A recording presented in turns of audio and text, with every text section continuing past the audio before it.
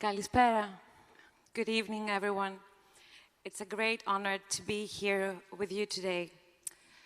Having grown up with a father who risked his life for his democratic ideals during the military coup in Greece in 1967, I soon felt that my privileges were a mere coincidence of my birth and that they were of limited value unless they could be shared with those who were not so fortunate as I was.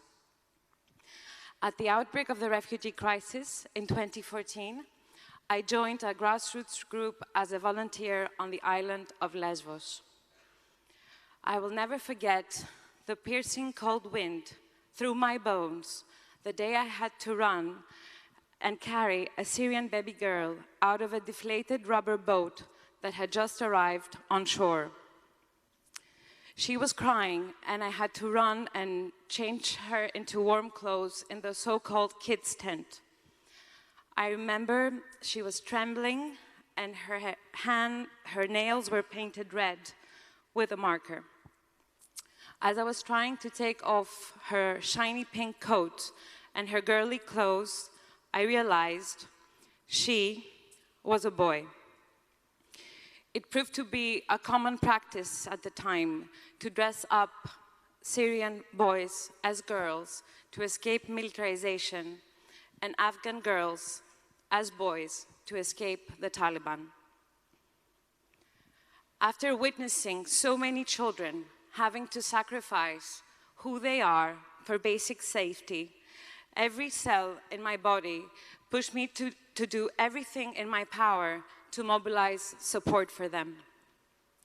That's why we created the Home Project, a non-profit organization that provides support and child protection services to unaccompanied refugee children in Greece. In less than 6 years, we have supported more than 1,050 children from 36 different nationalities. Through our community building activities in the neighborhoods where we operate, we invite in especially those who are skeptical towards us.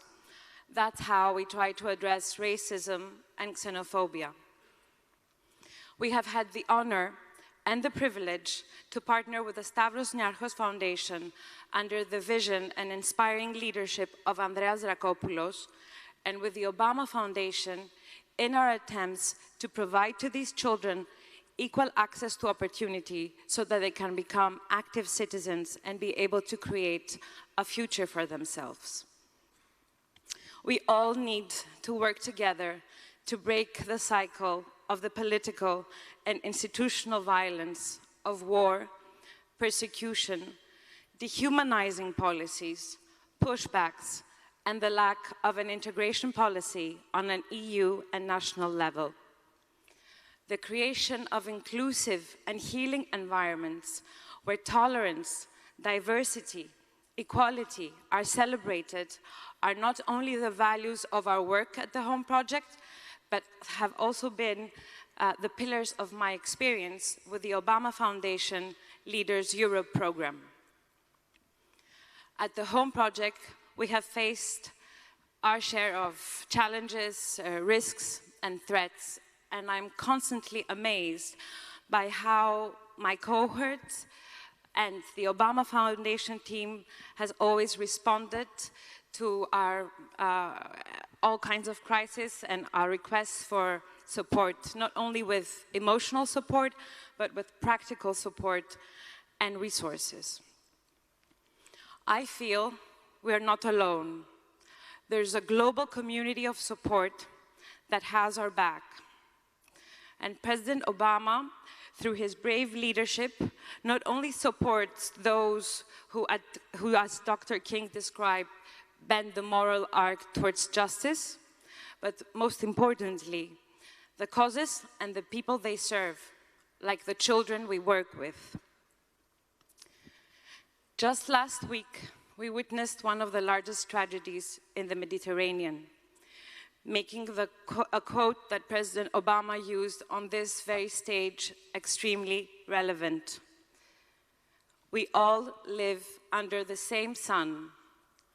We fall in love under the same moon.